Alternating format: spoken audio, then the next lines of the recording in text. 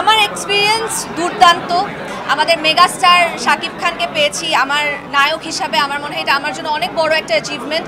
এবং শাকিব ভাই আমাকে একটা বারের জন্য সেটে ফিল করতে দেননি যে আমি মানে নায়িকা হয়ে ফার্স্ট টাইম ওনার সাথে কাজ করছি। উনি এতটা গ্রাউন্ডেড ছিলেন। এবং আসলে আমি তো অনেকবারই কথা বলেছি,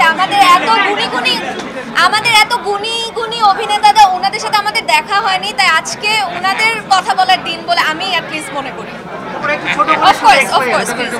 আমার এক্সপিরিয়েন্স দুর্দান্ত।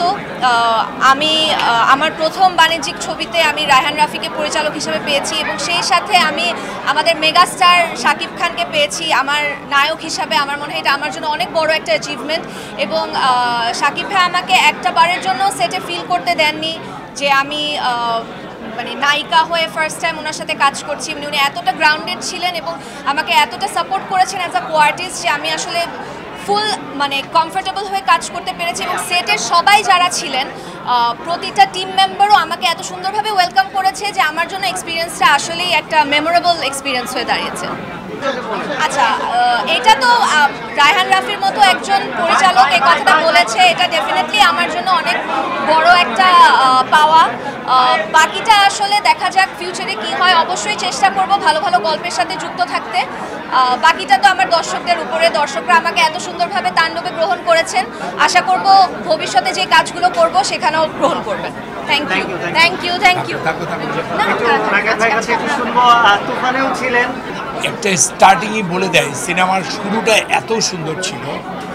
এবং আমি আবারও বলতে চাই আমাদের একজন সাকিব খান আছে, এটা সত্য। তুফানে যেমন ও একটি ক্যারেক্টার করেছিল, এইখানেও দেখলাম ও একটা ডিফারেন্ট একটা ক্যারেক্টার করলো এবং একটার পর একটা ভালো কাজ করছে। এবং রাফি অনেক সুন্দর কাজ করছে। ইভেন এই যে সুমন আনোয়ার আছে, ও যে সবাইকে নিয়ে একটি চমৎকার একটা টিম তৈরি করে কাজ করে রাফি। আমি ধন্যবাদ দিব আমাদের প্রডিউসার শাহরিয়ার শাকিলকে, রায়হান রাফিকে এবং সর্বোপরি সবাইকে। এখানে আফজাল হোসেন কি অসাধারণ অভিনয় করেছেন সবাই। মানে আমি আসলে বলতে চাই যে বাংলাদেশে আমরা কোন অংশে বোম্বে ছবি থেকে পিছনে।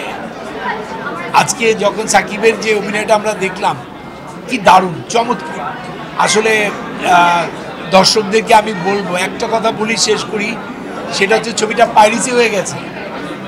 যারা ছবিটি মোবাইলে বা অন্য কোনো অ্যাপসে দেখছেন, প্লিজ ডোন্ট এটা দেখেন না, ছবিটা সিনেমা হলে দেখেন।